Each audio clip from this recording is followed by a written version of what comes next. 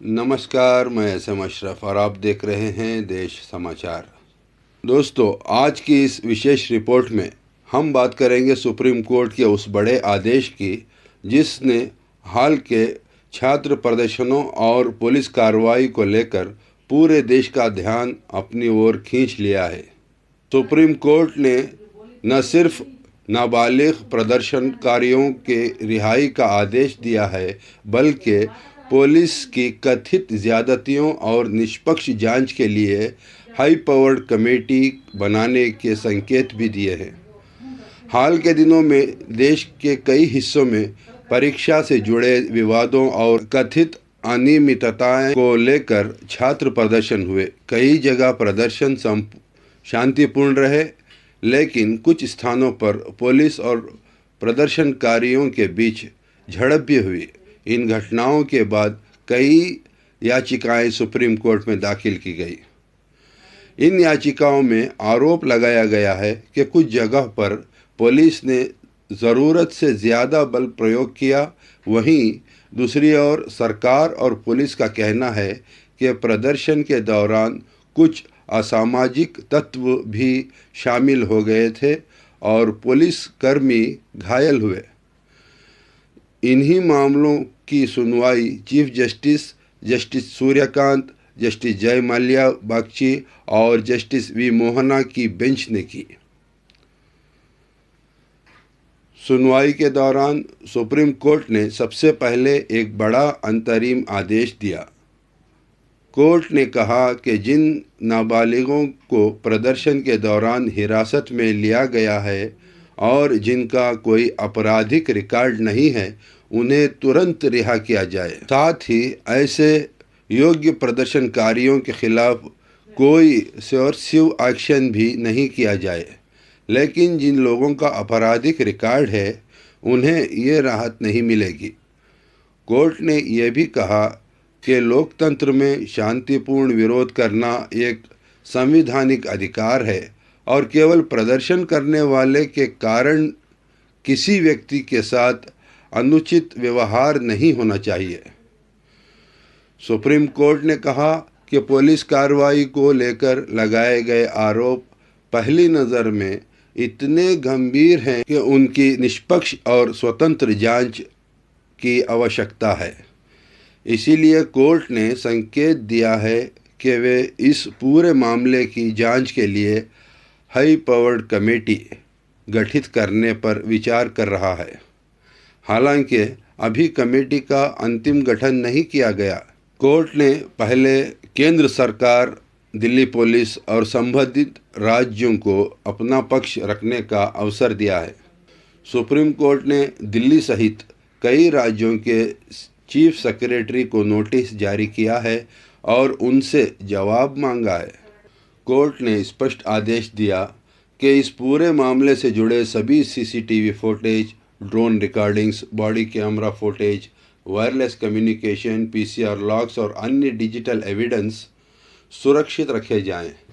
Court का कहना है कि जांच निष्पक्ष तभी होगी जब सभी सबूत सुरक्षित रहेंगे। इसके साथ ही सुप्रीम कोर्ट ने प्रदर्शनकारियों की निजता की सुरक्षा पर भी जोर दिया। कोर्ट ने कहा कि पुलिस ने जो डिजिटल डेटा इकट्ठा किया है उसे सार्वजनिक नहीं किया जाना चाहिए। किसी भी प्रदर्शनकारी के व्यक्तिगत पहचान उजागर नहीं की जाएगी।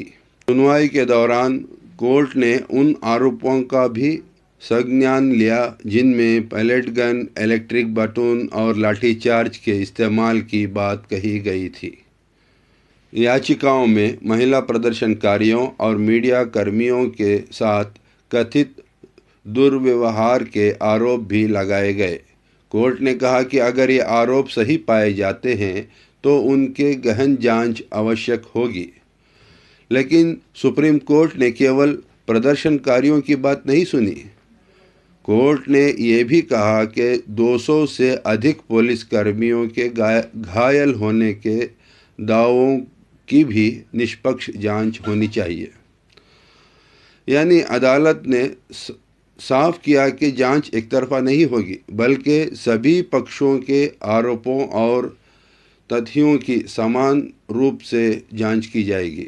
सुनवाई के दौरान केंद्र सरकार की ओर से सॉलिसिटर जनरल तुषार मेहता ने कहा कि सरकार को स्वतंत्र जांच से कोई आपत्ति नहीं है। उन्होंने ये भी कहा कि प्रदर्शन में कुछ अपराधी तत्व शामिल हो गए थे जिन्होंने पुलिस पर हमला किया और कई जवान घायल हुए। कोर्ट ने इस दलील को भी रिकॉर्ड में दर्ज किया है। सुनवाई के दौरान चीफ जस्टिस सूर्यकांत ने एक महत्वपूर्ण टिप्पणी भी की है। उन्होंने कहा कि लोकतंत्र में आंदोलन होते रहेंगे, लेकिन कानून व्यवस्था बनाए रखना भी उतना ही ज़रूरी है। भविष्य में ऐसे मामलों से निपटने के लिए बेहतर दिशा निर्देशों की आवश्यकता पड़ सकती है। आज की सुनवाई में सुप्रीम कोर्ट ने अंतरिम राहत देते हुए योग्य छात्र प्रदर्शनकारियों के खिलाफ फिलहाल कोई कोर्सिव एक्शन नहीं करने का निर्देश दिया है। कोर्ट ने स्वतंत्र जांच की संभावना खुली रखी है और सभी संबंधित पक्षों से जवाब मांगा है। अभी अंतिम फैसला नहीं आया है और मामले की सुनवाई आगे भी जारी रहेगी। यानी फिलहाल कोर्ट ने 3 बड़े संदेश दिए हैं।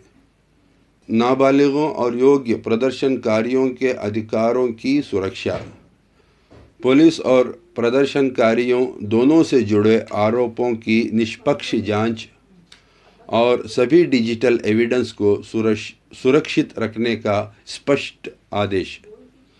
अब सबसे बड़ा सवाल यही है कि क्या हाई पावर्ड कमेटी का गठन होगा? क्या जांच के बाद पुलिस कार्रवाई सही साबित होगी या प्रदर्शनकारियों के आरोप सही निकलेंगे? इन सवालों के जवाब आने वाली सुनवाई और जांच के बाद ही सामने आएंगे। फिलहाल सुप्रीम कोर्ट ने साफ कर दिया है कि लोकतंत्र में विरोध का अधिकार भी महत्वपूर्ण है और कानून का पालन भी उतना ही आवश्यक है। आप इस पूरे मामले पर क्या सोचते हैं? अपनी राय हमें कमेंट करके ज़रूर बताइए। अगर आपको ये रिपोर्ट उपयोगी लगी हो तो वीडियो को लाइक शेयर करें और देश समाचार को सब्सक्राइब करना ना भूलें। मेरा नाम यसम अशरफ है। धन्यवाद।